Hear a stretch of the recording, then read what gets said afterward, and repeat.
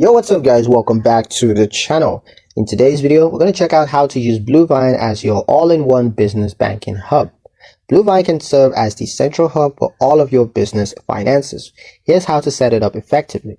First, open your Bluevine business checking account and activate your debit card.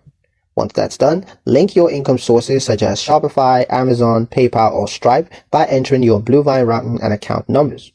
Then create sub-accounts for key categories like payroll, taxes, savings, and operations. Be sure to use recurring transfers to automate allocations, ensuring funds are always in the right place.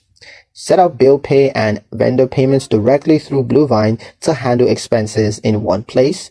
And also integrate Bluevine with your accounting software such as QuickBooks, Xero, or FreshBook for smooth reconciliations.